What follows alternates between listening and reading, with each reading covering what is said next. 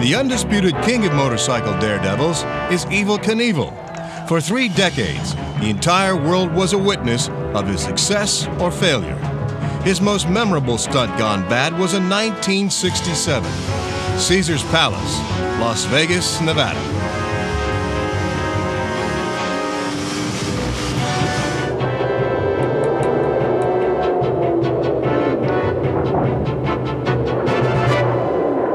The injuries at Caesar's Palace are shocking.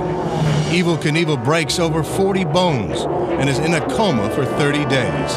He never attempted the jump again, but the legend of Caesars was born.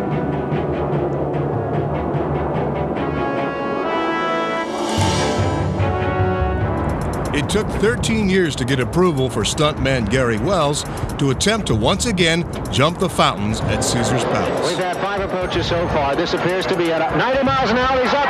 23-year-old Gary Wells. He's missed it. He's in trouble. He's in trouble. He's down. He's hurt. My God, he's not even moving.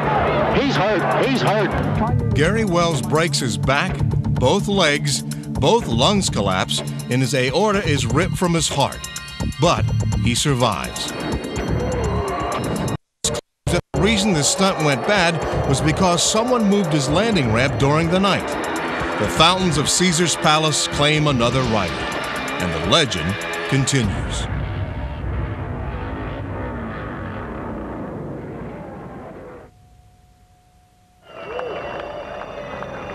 Nine years later, Caesars is once again challenged, this time by the son of Evel Knievel, Robbie.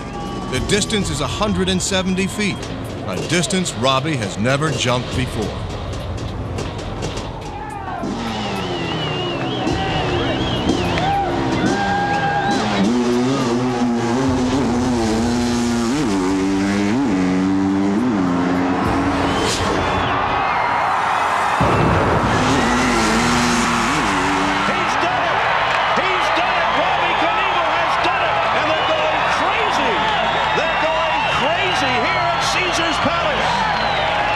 Robbie Knievel, the first person to successfully jump the mountains of Caesar.